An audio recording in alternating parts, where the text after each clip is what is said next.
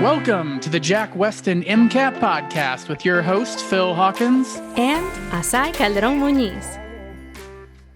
We are back with another episode of the Jack Westin MCAT podcast, and we have a guest today, but it kind of feels like two guests because it's been a while since Azaii's been with us. Turns out med school happens, but definitely glad to have Azaii back on the podcast. And we also have an extra special guest talking about something that I think a lot of students just straight up don't even know it exists. So very, very excited to welcome Azaii back, but also welcome Megan Galvin as well. Thank you. One of the coaches here at Jack Westin. Welcome. So happy to be here. Thank you. It's an honor, and I am so excited. I've been looking forward to this session and chatting away and hopefully bringing some more relief, much needed relief to our students. Yeah, I feel like I can feel like the MCAT season progressing, and I feel like everyone's anxiety has been like slowly building that I've been talking to in the MCAT realm just as test dates start to approach. So I think it's a good idea to kind of like talk about resources and a little bit meta sometimes, just kind of stepping back. So super excited to have you. Well, I'm so glad to be here too. Yeah. Testing can be so scary, but that's where you kind of step in. And we would love to know what brings you to our Jack Westin family. How'd you land with us? How'd you land in coaching? Landed in coaching. Well, I landed in coaching, I don't want to say by accident. I'm going to say it was probably really well designed.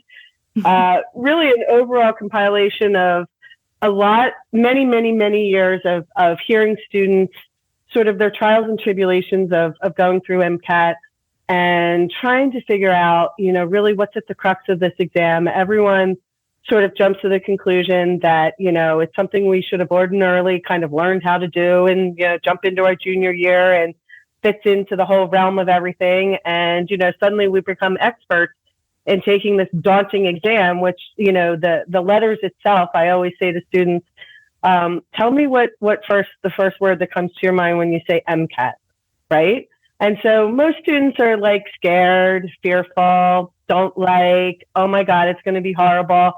Those kind of things. And those are all negative, right? Negative words. And it's something that bothers me because, we're dealing with a bunch of very, very intelligent and really driven, articulate, really unique, just an amazing group of people that all want to give back and help people, cure people, save people, fix them, get them back to whatever normal is, and back into their lives. And yet we're riddled with fear in taking this exam for something that we've been studying our entire lives, which really makes no sense. So I sort of love that word fear. It has two meanings: forget everything and run, right? Or face everything and rise. And if you work with me, you know that I'm going to go with the latter. I believe in, definitely lifting one another up. I think it puts you in a much better mindset and a space where you're actually going to do well and perform really, really well in this exam if you learn how to embrace it. And, let's start at the beginning, kind of at the, first thought of MCAT. And instead of running from it and being afraid of this scary, scary day, how about looking at it as a day of opportunity for you to finally, sort of start your journey into med school, rightfully so, for something that you've loved. I mean, you've been studying sciences for 4 years, so it becomes natural. And so the idea of coaching really is a combination of really motivating students and holding them accountable and showing them the way, an easier way to be much more effective in their study. Early on too, I would talk with students and they would come to me and we try and troubleshoot what was going on. And they, I'd hear a lot of things like, I've been putting in 600 hours and it makes no sense to me. And I said, well, tell me about 600 hours. What is that? What does that mean? And students had a really hard time articulating that 600 hours. I mean, someone said, come up with a plan and lock yourself in a library for 10 hours and you're going to do great, while they spiral out of control and really, become almost unhealthy in a lot of habits that they've actually picked up. So, the coaching is really kind of, I would say, kind of a rebirth of that or a birth of that, where I'm dealing with really, the mental aspects of what a student's going to go through while they're preparing for the MCAT. I try and set them up with a realistic study plan that's going to make sense, that's actually doable, okay, in real life, and it doesn't just look good on paper, right? And that they're able to really then sort of shift their mindset towards something, more quality, versus quantity. I personally don't do anything for 10 hours straight, and nor have I ever in my life. I would not expect fabulous results from something like this. I'm certainly not going to, recommend I try something like this for something as important as the MCAT. Again, the start of my future kind of kickstarting me into med school. I want to be in control of that. I want to feel good about that. And I want to create a plan that's naturally going to work with who I am. And so that's sort of where the coaching side of things came. And then I took it a step further and realized, when we really think about MCAT, everyone's excited. We think it should start sometime in junior year. I've had other students that want to get going, freshman and sophomore year, which bravo. And I love when those students have that kind of excitement and passion and sort of foresight for what's ahead. It shows me really how disciplined they are and that they are truly going to make it. But realistically, are they really going to be prepping for 4 years? No. Okay. Are they going to be prepping for 3 years? Nope. They're going to be prepping for 2 years. No. Most students in most cases, I believe, need to have that timeline really nailed down. So, when I sort of dial back and think about coaching and the reason that I think it's really important, it really kind of starts with sort of setting the tone for the expectation of what the end's going to be. So I invite all students to first always have a conversation with me. I'm out there. I'm definitely an expert in the field. I've been here for over 15 years. I've had my hands in many, many different aspects of MCAT, but I tend to always come back to the students, and I think this is really my sweet spot. Yeah. So what I feel like there's so much great stuff there that I'm like, I really want to kind of like dive into, because I feel like you're reiterating a lot of the stuff that Azaii and I talk about, which is like this emotional side of things. I think many times like people who want to push themselves into becoming a physician, they kind of take this, like, they want to treat it like a machine, themselves as a machine, like input, output, and like there's no thinking about how the process affects the person going through there. Exactly. And there's so much that you were saying about, like, the mindset, and this should be exciting, and that sort of growth mindset of like this is opportunities, right? And like, yes, it's hard and it's not necessarily easy, but like you want to approach it from kind of a healthy way. Because that has huge effects on things. I know that I talk about this a lot with kind of like the med school background and the neuro background with my PhD research, but like stress affects your memory, and like the way that your outlook is, if you're looking at things, changes like the way that you're learning. And so I think a lot of students, when they go in with that doom and gloom and fear, that not only is that just like doesn't feel good, like when you're going through that, but it actually makes studying for the MCAT harder and makes it worse. And you like are learning less because of it. I remember reading an article once that like kids raised in stressful homes, their their hippocampus, which is responsible for memory, is like 30% smaller. And so like stress just really affects memory overall. And so I think that approaching this in a healthy way makes things not just feel better as you're going through it, which I don't want to like sweep under the rug. Just like it's good to feel better than to feel super stressed all the time. But it also just makes the process easier and you're better at it. And so it's a big deal. And I think students, myself included, I really underestimated that.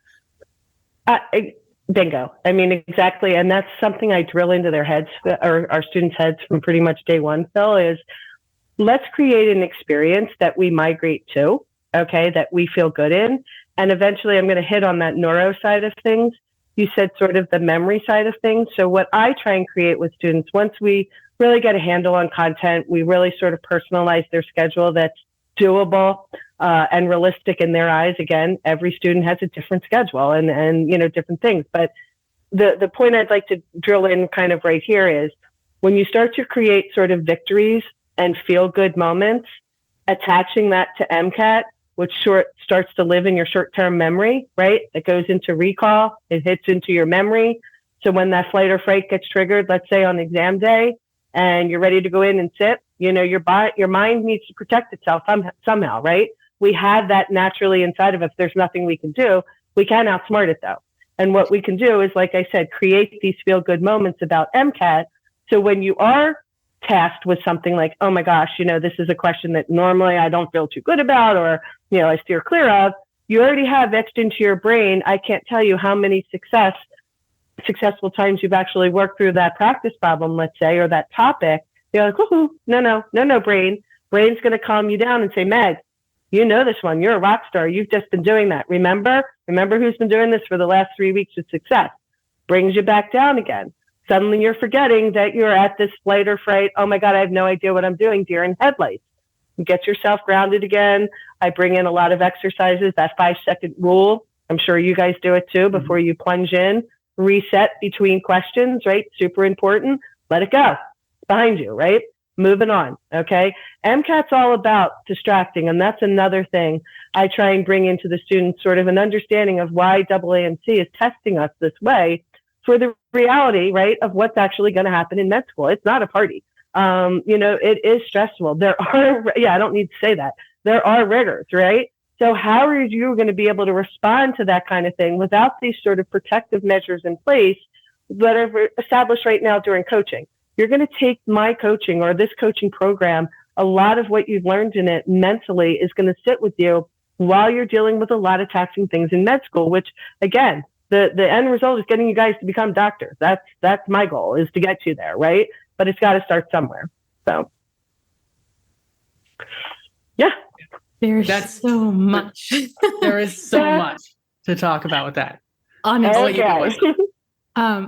I think something that you said and something that both of you guys talked about, and I think is really important, is not just the creation of memories when we're stressed, but also our ability to tap into memories, right? Mm-hmm. When we're stressed. And so, Phil, I know for a fact that we've talked about this when, I don't know. It's been a very long time. But how even something as simple as, you know, like if you're studying and eating some mint, right? And then you go and you eat mint another time, you're able to theoretically recall a little bit better. But now you're in this different environment. So much has changed, right? Now you're under this pressure. And so those kind of additional helps that would have helped you tap into those memories are gone. So working with a coach and finding ways to, like you said, kind of protect yourself and guard yourself against that is so important, because it's not enough to be able to encode the memories effectively. Mm-hmm. Also really important to be able to pull those memories exactly, right, actively. Mm-hmm. And so, like you're pointing out, things don't become a walk in the park once you pass and do well on the MCAT, which we are hoping every single one of you guys that is listening does. Being able to find that balance is something that no one ever finishes. No one ever finishes and says, I have the perfect balance, because if they did, that allows for nothing else in their life to change. Whereas the reality is that life is always changing. From one step to another, you know, you graduate. It's why we say don't wait until you pass the MCAT to be happy, right? Find some moments of happiness now. Don't wait until you get into the med school you want to be happy. Find moments, etc. And so because life is always changing, being able to have tools to adapt to life as it changes and being able to maintain a balance as life changes is critical. And it sounds like that's what you emphasize with your students, which is something that can't be emphasized enough. There's pretty much. Yeah. You also mentioned this, just like this fear response that takes students when they're taking the exam and they just like have this moment. I feel like I see this all the time in the science sections of the MCAT, especially because in undergrad, the way that you're tested is, did you memorize the stuff that we did in the lecture and did you read the chapters? And if you've memorized all that, you're good. And like, there's no curveballs coming on test day where like you show up for your chemistry test and all of a sudden there's a question about metabolism and like the Krebs cycle all of a sudden and how that relates to what you're doing. But the MCAT is constantly throwing curveballs where each passage is about like, oh, this in-depth analysis of what happens with Ebola. And I'm like, you're not supposed to know about this. So I think that there's a lot of times that because of how students are trained in undergrad to like, if I come across something that I've never seen before, that means I screwed up. And like they go to the MCAT and then they see something they've never seen before and they immediately just kind of shut down. And they're like, oh, I screwed up. I don't know as much as I need to know. And very often, like, no, you're not supposed to know about this. Like the MCAT is trying in its journey to try to test to see how well you can apply stuff. They're throwing stuff at you that they know you've never seen before, but they want to see, can you apply what you know to this? And so when you get to those questions, there's a lot of students that just immediately shut down and they're like, I can't answer this. I don't know the answer. And what you need to be doing is like, ooh, I'm not sure, but what can I figure out here? And that's exactly what you need to do kind of like later on in your life. Like when you're a physician and you walk into an emergency room and there's a guy with a 2x4 sticking out of him, you can't be like, oh, this isn't what I expected. I'm not doing anything. Bailing, right, out the door. Yeah, you have to be like, okay, what can I do? Like, what are the things I should be thinking about in this scenario? And so there's stuff that happens all the time in medicine that you will be unprepared for. But this is like, that mindset of like, okay, well, what can I do? How can I approach this? It's something that I feel like I constantly have to drill into students. And it's not, I want to be clear, I don't think it's students' fault that they need help on that, because that's just not how they're tested. And then all of a sudden there's this incredibly difficult exam that is testing things in very different ways. And so you kind of have to relearn how to approach these sorts of scenarios that you have never come across before. And I think that that's very difficult for some students. Even some of like, I think the very, very best students that are so good at memorizing everything on the test so that they can do really well. All of a sudden they show up for the MCAT and it's like, here's some stuff that we know you haven't seen. Like, what can you answer about circular dichroism chromatography? And like, didn't know those were words, right? Like that's a problem. And the reality is this isn't even just limited to like college, high school, or anything like that. It's the way it's the foundation of our society to constantly be on, to maximize productivity and to not pause, right? To not be in the moment, to wait and do more until you can, feel satisfied, and to try and push yourself, like you were saying, Megan, to 10 hours, one sitting. How much can you possibly get done? And the reality is that's not sustainable. That's not sustainable, period. Yeah, period. Right. Also, and I can only speak for myself, I wouldn't want my physician to be in that state of mind. I do not want someone taking care of me who has not paused to take care of themselves in a month. Like that's they're not going to be in a good place. They might miss things that I don't want them to miss or that are crucial to my health.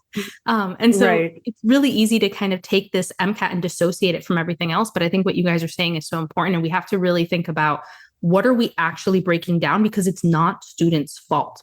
It's really not. And it's so easy to feel like that is. And this exam in and of itself can be super isolating, right? Which is part of why I like the course, because when I work in the course or in the free trial sessions, everybody's coming together. But in an otherwise such, isolating experience, it's really important to have someone that you can connect with and say, okay, help me out here. I'm a bit frazzled. Right. How can I restructure myself and reground myself in this process? It's funny the way you said that, because that's what I tease my students. I say, okay, we're at the chiropractor. You're here for your adjustments today. We're going to get things modified and adjusted. But, it happens, and I say to them, it is ever changing, as I start to see you respond to some of the learning techniques that I've implemented, which we're all kind of hitting on the same. I think we're all dancing around. One of the things I've done sort of in my research to kind of help, build and prep kind of for coaching is establishing some good habits. And I talk or read a bunch of stuff. But one of the interesting things is that assumption that we all know how to learn. Okay. And it started pretty much from day one, right?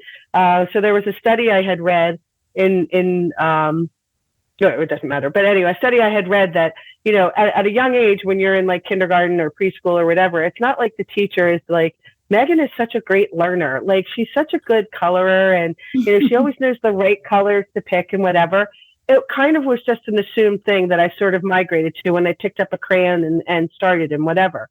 No one ever really sat down. In fact, the no one that I'm aware of has really sat down and told a student really how to prepare for their MCAT or prepare for studying in college. Let's say that. Like, did you ever really sit down and someone said, well, we should be doing notes and you should be doing this and trying that? Everything's sort of trial and error. So, your job in undergrad is to really get those prereqs under your belt, do them as well as you can, get the A's and B's in them with that thorough understanding, with that basic foundation and moving yourself then into this exam. But that's the other thing. It's this expectation that we all seem to know how to do it.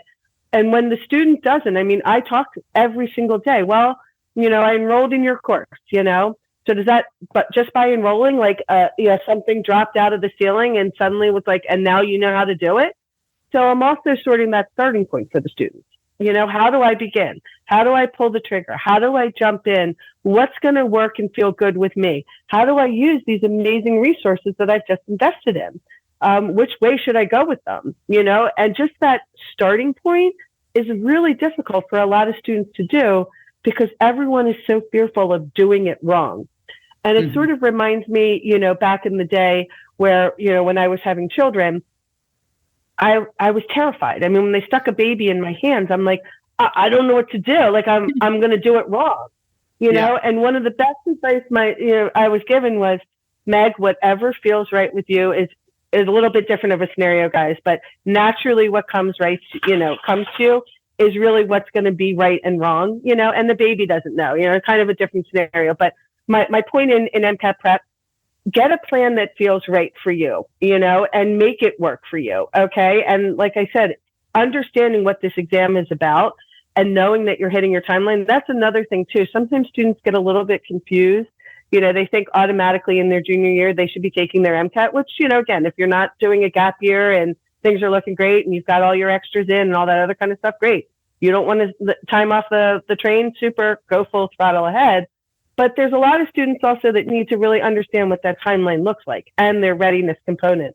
Those are two really, really big things that I think students tend to overlook or don't put enough thought into them. And it's not me scaring them, but it's me really kind of painting the very vivid, real picture of sort of what's sitting on the horizon for them and different things they need to take into consideration to become the most competitive student also. I mean, a lot of students are like, me and everybody else has a couple of C's. I'm like, not really. Again, you may want to take matters into your own hands, retake that course, do an enhancer. If you're coming in hot, as a non-traditional, maybe you're a career changer.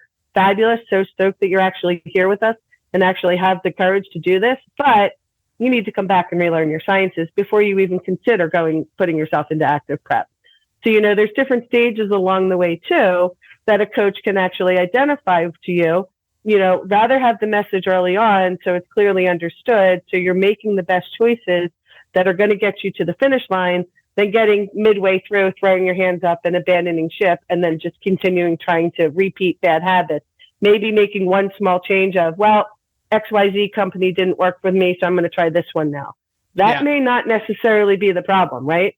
Everyone pretty much has, MCAT material and content that we need to go through. Yes, others are much better than some, but the act of itself of actually prepping and really getting through the content pretty much is universal. You have to know yourself though, and know what buttons to hit on you. Otherwise it doesn't matter, and that comparison, I'm sure, Phil, you see it all the time too. And the desperation. Well, when I have these stats, do you think I can apply here? And you're starting to compare yourself to ghosts or trolls on the internet or chat rooms or whatever's going on there. And then again, it's taking on a whole nother life. You've completely lost focus of what you're doing. You're begging, the chances of you getting in, which, no, I don't know about you. We were saying it earlier. That's, again, not the way I want to start my med school career, sort of just getting in by the skin of my pants, doing just enough, Yeah. Yeah, I also don't want that in my physician, like the one who's I don't either. Just enough. Like, I just did enough to make sure I can't be sued, so I'm happy, right? Like that's Right. something, definitely want to avoid that. But yeah, you're right. And I think that this is one of the big things. So I know that we've talked about this, like Azaii and I used to work at a different test prep company, and I worked at a different test prep company before that and a different one before that. And we all did. Yeah, so we all have kind of at different points been in, I feel like, I'm just like thinking about how many like companies are kind of involved with like background, but there are differences between them. And I think that there are some times that a student like, I use this way and it worked really well. But that's the thing that I really like about being here at Jack Westin is like teaching or treating students as like, you are not all the same.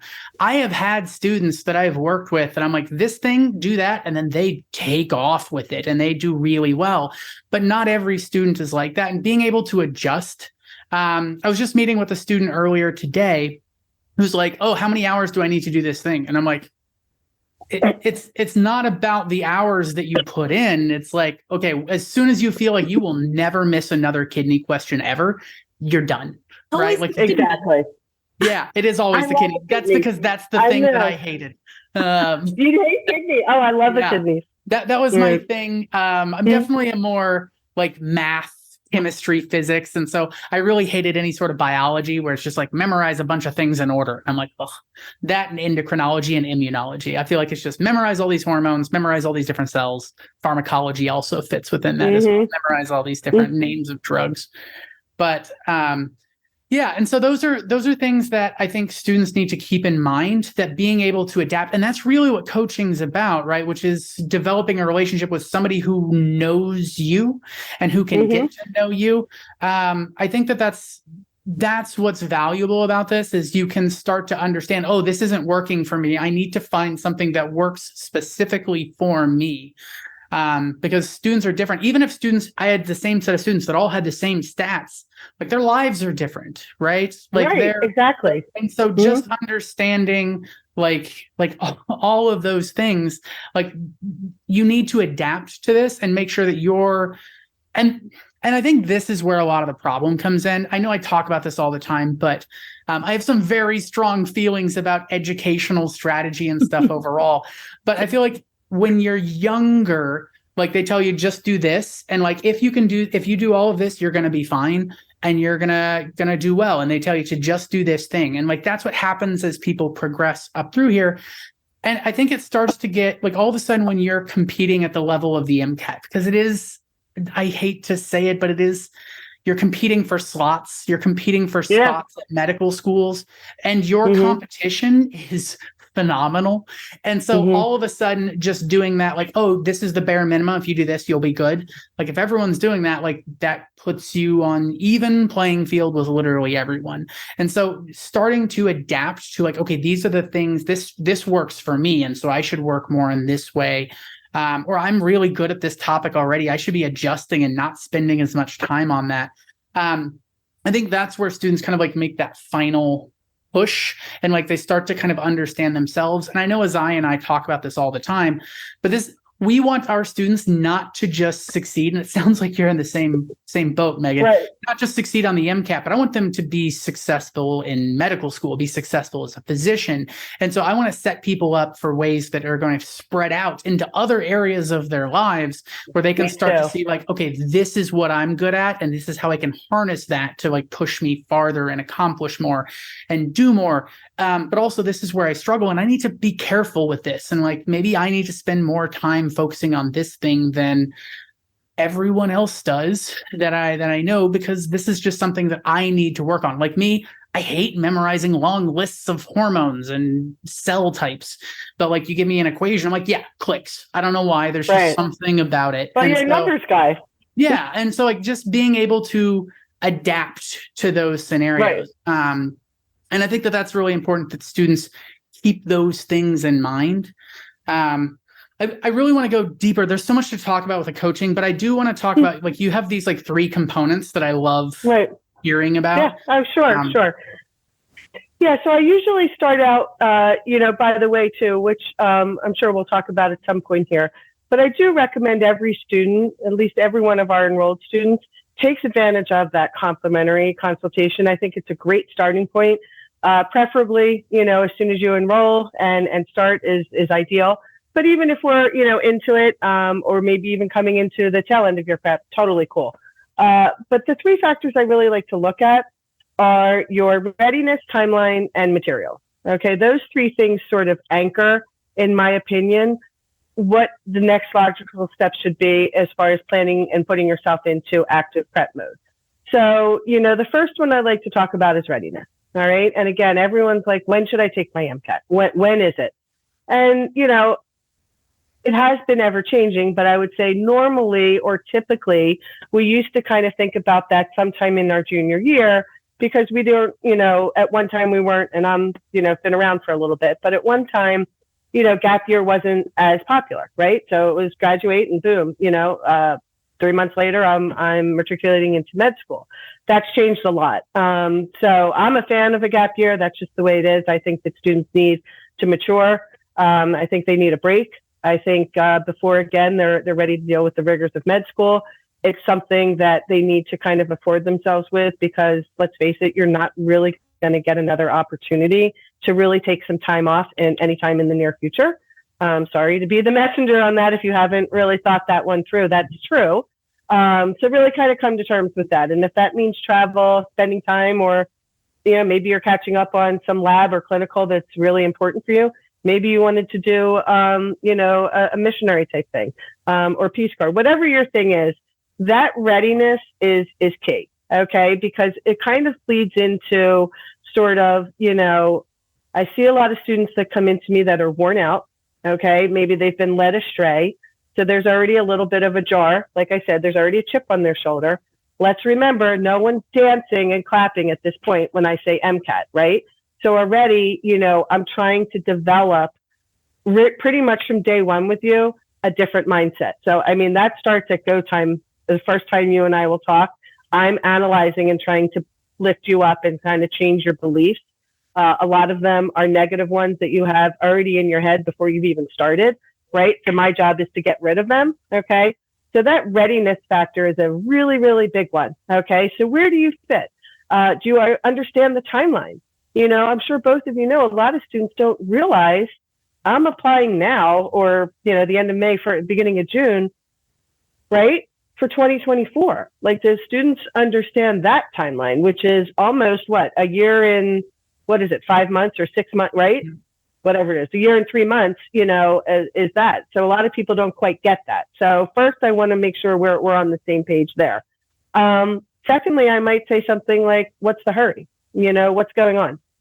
Talk to me about that. Particularly if maybe I see some things that maybe there's not enough extracurricular. Maybe I think that you're going to be lacking, as a competitor, and it's my job to tell you, I don't see enough volunteer. I don't see a leadership, or, I want to see that happen. So that's sort of discussed during that readiness stage. And again, really understanding what their goals are. If I have non-traditional, which I'm really pleased to say, I'm sure you guys are seeing it too in our classes, we have more non-traditionals now than ever, than I have ever seen. I'd say pretty much in 15 years, I've not seen as many. But anyway, they're all here. They're all around us, all that other great stuff. But for them too, their struggles are a little bit different.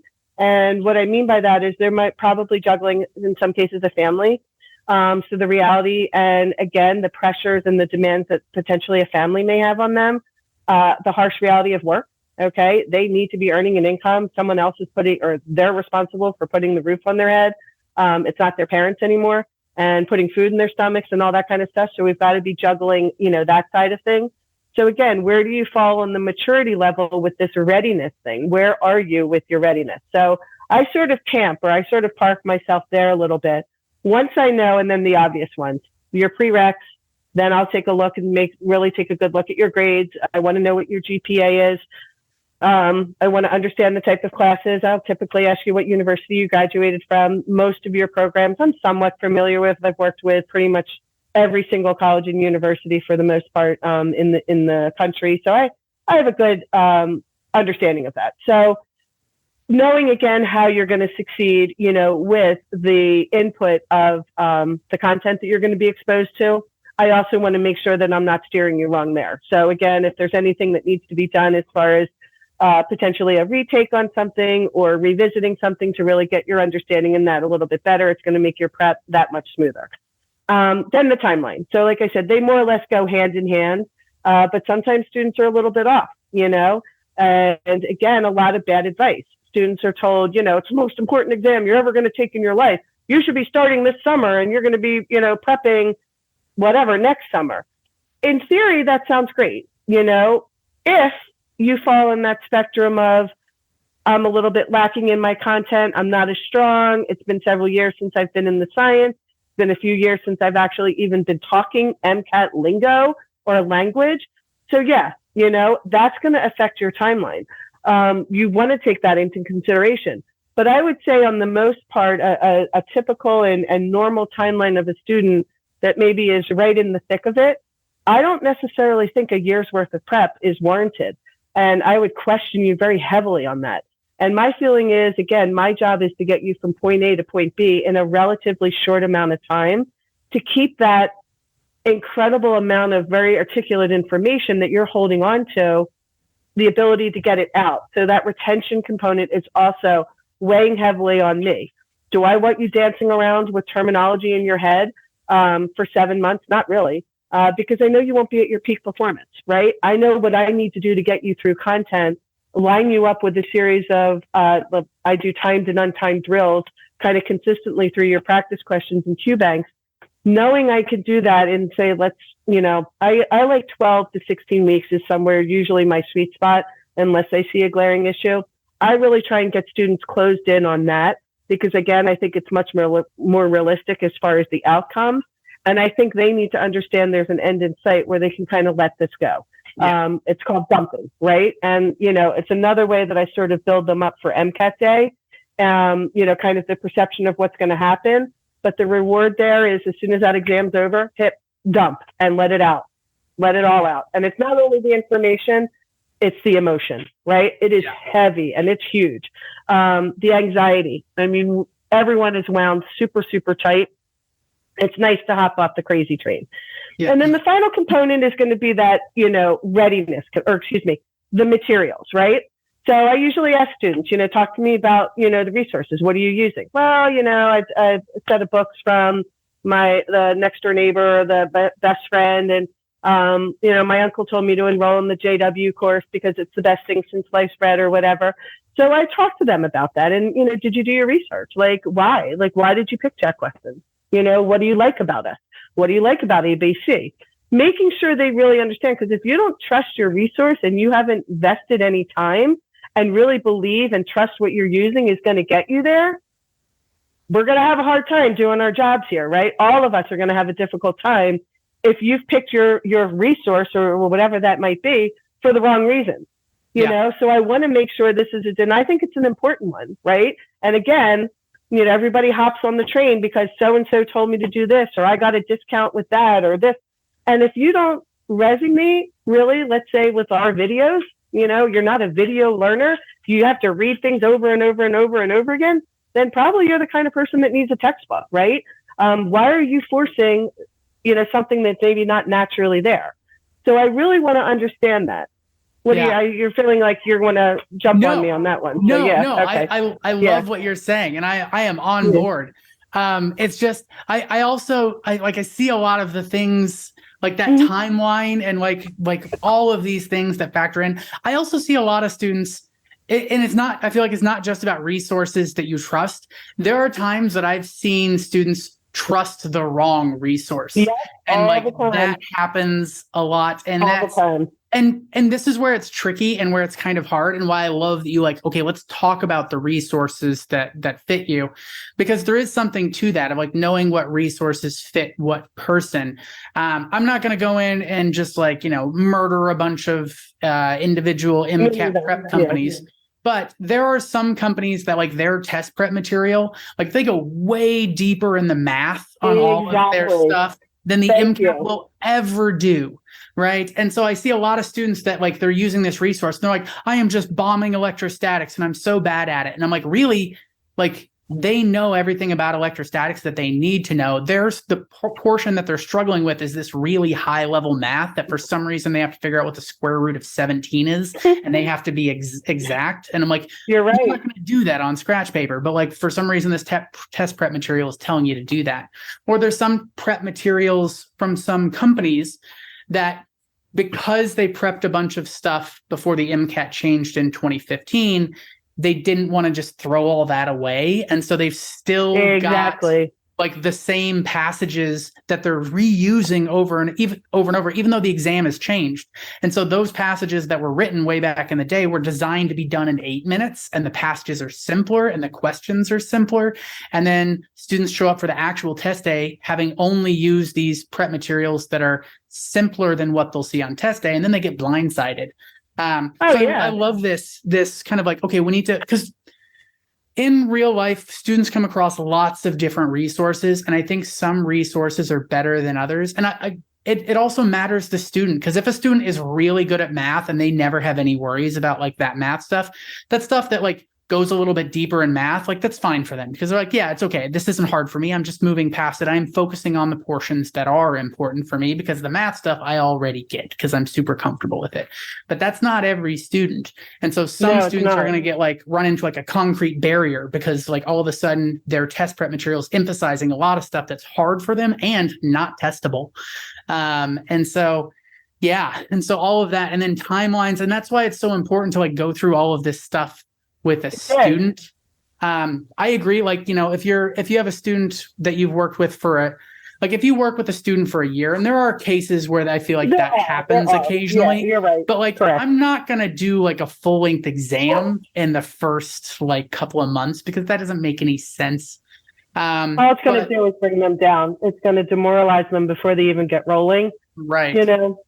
Yeah. I want to touch on that for just a second, if I could, real quick, Phil. But I do actually have students do that baseline, though. So that is something. So, and I'll talk about that in a sec, but that is something. So after we sort of establish the readiness, the timeline, and then the resources, the next step is, you know, kind of cruel, I say to students, which I'm not. But I like them to actually take a raw full length to sort of jolt them into reality. That in and of itself really is that eye-opening sort of, oh crap, this is what she was talking about. So they can feel, I say, I want you to feel the burn. Like, I want you to feel the pain of that exam, that glaring issue of, this is what I'm prepping for. Maybe that'll then really sink in, right? To understand kind of the vastness of and the seriousness of what I'm about to take you down. But if we can't be honest with one another, and you've basically told me, I have bio, I don't know that like the back of my hand. Do you? Okay, well, again, I'm not trying to say I told you so, but again, I need to know, because if I'm predicting, you know, a 16-week prep plan, and you're way off the spectrum of where you evaluated yourself, I'm playing double time right now. And, you know, I'll say to the student, I do care, but I don't care what your score is. It's going to come in the 480s. Everybody does. Every once in a while, I pop a 500 with a student. That's great. But for the most part, that's where you're going to be. But I want you to pay attention, okay? How exhausted were you? When did your brain give up? When are you feeling like you want to run out screaming, you know? Yeah. Really, how far removed are you? You're going to feel that. I'm not there taking it, but you are. I want you to, so next time we talk, that's what I'm going to be hearing. Now, your tonality is going to change. Your body language is going to change. When we have that first session and I say, talk to me about the full length you took, then it gets real. Then I really know who I'm dealing with and where your plan or how your plan is actually going to look. And, you know, I'd rather personally know that from day one than, like you said, quality, you know, getting into like 6 months and being like, what am I doing here? I should have redone, you know, Orgo, or I should have taken a biochem class. I should clarify. I think like in the first 6 months, like you shouldn't be taking one 5 or 6 months in, like that, or like 4 months in. Yeah. But I really like the baseline thing. And I actually was just having a big conversation with Molly, and I know Azaii and I have talked about it. And I'm with you. Like the actual score, I don't really care. But I think that there's a couple of things, just like helping students understand what the exam is actually like, so they understand kind of what's going on with that. But also, like you kind of hinted at that, like, oh, students say like, I'm really good at bio. And like a lot of students who take the MCAT are really good at bio. So in order for the MCAT to separate students, I feel like often the passages in the bio section are like more complex than even some of the chem phys stuff. Like that's like everything is ratcheted up more difficult, because students generally, that's their most comfortable thing. And so a lot of students that are better at bio than they are at other things all of a sudden come in, and because of that mismatch where that what they expected and what it actually is, all of a sudden they think like, oh, I didn't need to spend any time on bio. They take the test, they're like, whoa, I got clobbered. And I really need to take that seriously.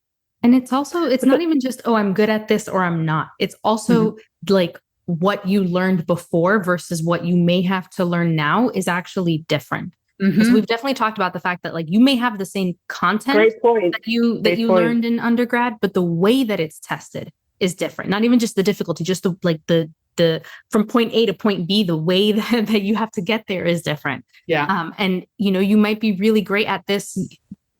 A lot of people come in having done research, right? And right, of course. That doesn't mean, unfortunately, that you'll be really great testing in that area.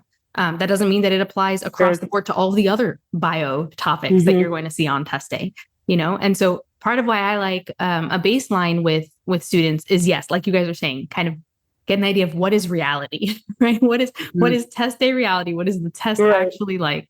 And just, okay, and I think this is a really great opportunity for them to start thinking about how they think, right? This is that kind of toe into the metacognition, the thinking about thinking, that it's going to be so important for realizing and learning how to improve, right? Because they're going to have to do this every time they do a practice passage and say, okay, what was I thinking?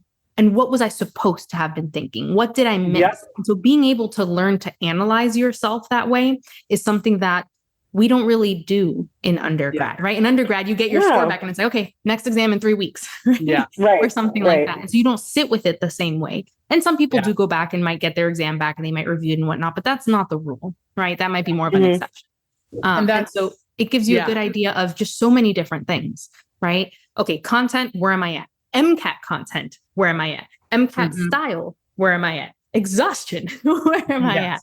Right? Am I able to really understand how I'm thinking? Or is this going to be an additional layer that I need to pause and really approach differently and learn to assess myself? And there's just so much there that it's helpful to have a starting point for more reasons than one. Yeah, I talk about that all the time in the course, about the way the exam is testing you should be shaping the way that you're studying, right? Like the exam isn't going to change the way the exam is based on how you're studying, how you're focusing on it. So that's another way, like taking the exam first helps you realize that, like, oh, okay, well, the thing that I thought was going to be hard for me turns out wasn't hard. And the thing that is hard for me turns out I thought that was going to be easy. And so you start to realize, like, not only that, but because, like, for example, in psych, so much of psych is about like recognizing, applying something to all these different scenarios, that if there are students that are just sitting through memorizing definitions and that's all they're doing, and they're never thinking about how to apply these things, like none of that's not going to work, right? Like that's not going to work when you start getting tested on the application side of things. And that's something. And like, there's so much within this, like organic chemistry, like they're never going to ask you like what reaction is this? Like, is this a Diels-Alder or a Wittig or a Clemmensen condensation, with these like really big, really complex reactions? They're never going to ask like, can you draw the entire mechanism? But that's how students studied in undergrad. And so they think that it's going to be the same for this. You have to change the way that you're studying. And so, so I feel like that kind of goes into that like readiness as well, as just kind of understanding where you're at and where you need to be, and like some context for that. But yeah, there's so much to unpack with this. Just kind of like MCAT theory side of things. For sure. And the other side of it, which we're all also kind of also hinting at, I believe, is the loneliness factor, right? So another thing we talked about a little bit initially during the early stages is it is a lonely journey. You are the Lone Ranger, and which is why having that coach, or and then being exposed, which also internally, you get put into study groups, support group type things. I call them teams because I look at this, we're coaching and we've got teams. We all like to be competitive, but once again, I put you in with like-minded people that potentially are feeling exactly like you.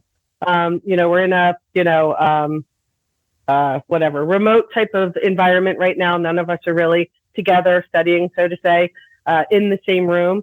So it's really nice to know that you also have, sort of a spot and a venue to go to. That's not going to be a rag session where everyone's bringing it down and complaining and all of that. It's rather, as I said, sort of a lifting up and, oh, really? You're feeling the same way as me? I haven't been in school. Let's say you're a non-traditional and I haven't been there or had anyone but in my court with me in 10 years. This is a great spot to have someone else be like, oh my God, I'm feeling exactly the same way. How do you overcome juggling, again, a work deadline with, I needed to log a couple of hours getting through my physical sciences last night and I didn't get to do it. That guilt factor also comes into play a lot with students where, they feel horribly guilty. They're torn with what's going on. The best thing they can actually think of is, oh, well, let's hit restart. That happens a lot too. And, maybe we're about 3 or 4 weeks in, life happens. Okay. I hopped off and needed to address some personal or whatever was going on situations. And then, maybe you missed 6 days of prep. You're not feeling good about yourself. Things aren't really connecting anymore. You're somewhat distracted, maybe dealing with the issue that took you away. So rather than moving forward, now you've gone backwards. Mm-hmm. So it's great to have a coach that's going to be stepping in and, picking you up, cleaning you off. It's just a matter of getting back on the horse, getting that routine back together. I usually establish with students Monday through Thursday what I want them actually working on as far as assignments. The cool thing is I'm able to actually couple that with their adaptive schedule, which I think is really nice too. They don't really sometimes understand how to kind of combine the two of them. Mm-hmm. I'm doing this, and I'm also studying. And what about this adaptive schedule? What is this? Mm-hmm. I explain all of that as well. Really important, again, to minimize the confusion and chaos, to get them sort of like have a student sort of like a well-oiled machine. So I'll say to you kind of, you're running the marathon for me right now. You're training, you're building your muscle right now. That's your job. Probably about 6 weeks out, we're going to shift gears, hopefully move into phase 2 of your prep, where we can really start to work on the strategy component of it, which is really doing a bunch of practice questions, lots and lots of standalones. And again, very specific though, not the full blown exam, which is going to exhaust them. Testing things that, again, they're migrating to or stroking their ego because they're already testing or already scoring well there anyway. I force them into raising the probability of answering questions that maybe I'm seeing a pattern of them always answering incorrectly on their full length.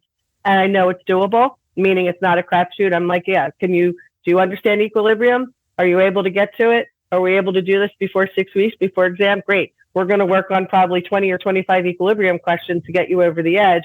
So now you're well used to the wording in that, feeling accustomed to it, seeing the success in it, the probabilities raised. Now you're going to hopefully answer that question correctly. So there is a strategy component that I bring in also. I can't do that though, obviously, until we've actually completed the content side of things. And keeping them moving, keeping you feeling invested, keeping you feeling strong, keeping you feeling like it's making an impact, and then seeing that, in your practice exam scores. That's when we start to bring the full lengths back in then too. So once you're sort of in active prep mode, kind of going through the motions, watching your videos, getting through, your homework and the schedule and the expectations we have of you, then we really start the testing. And I think that's when that really becomes into play and it becomes the strategy in all of it. So that's sort of the tail end of where I come in on the back end of it. Yeah. The loneliness thing, I feel like you addressing that, like, that's why earlier I was like, and it's not students' fault. It's because students have that guilt where they feel because in their other courses, like if they're like often, if you're really, really struggling in a course, it's because you kind of aren't doing the things that maybe you should be doing. And so I'll admit there are like classes I did poorly in, like in my past. And I'm like I've talked about this before, but my freshman year, I did really bad in a yoga class because I didn't care about yoga, and it hurt my chances of getting into med school because it messed with my GPA. But I just wasn't paying attention because it didn't seem interesting and engaging. But there's a lot of times that like you should go talk to a professor, you should go do this. And like a lot of times students don't do that. I'm not saying that sometimes teachers aren't great and don't provide you with all the resources that maybe they should. But often like people have this feeling of like, if I'm not doing like stellar, it's my fault and I should feel bad because of it. And that, like, when you get to the MCAT, everyone struggles because that's how it is. And everyone just falls into that, especially because these are people who normally don't struggle as much. And all of a sudden they run into this and they feel like I am a terrible human being and I'm a bad person because I'm struggling. And like pulling those things apart, like it's really important to like create those support networks. Agree. Yeah, because there's nothing worse than beating yourselves down. And that's another, we keep bringing every input each one of us has. That's another thing. Stop talking to yourself so cruel. Do you feel better after beating yourself down and all of this? really? So now you're ready to start studying, right? And getting going. I don't know about you, but after I beat myself down, the last thing I'm going to do is pick up a, whatever practice exam or start working on a couple of videos. I feel like crap right now. I feel really bad. When you feel really bad, you're not going to get the results that you're actually looking for. So again, create that sort of positive. And, again, I know MCAT's not fun. No one's dancing. It's not rainbows and lollipops. I'm a realist. I know that. But if you can make it somewhat tolerable, it takes the pain out of it. And another example I like to use, it's maybe a little bit silly because I know I've been doing it for many, many years. And I'm sure both of you can attest to this as well. Sunday night, do you guys spiral out of control thinking about today? Like, oh my God, I'm going to have to go to work tomorrow. And I better start prepping, and then start second guessing yourself and getting yourself all worked up. What's that going to do? It's going to get you exhausted. You're probably not going to sleep. No need for you to be second guessing yourself. You're a rock star. You've been doing this. Look at you. You've been working, performing, and you trust yourself. So again, when did that go away? Like when did that disconnect happen? And I talk about this a lot with my students. I'll say, you guys can school me. You guys could run circles around me right now in the science knowledge that you actually have.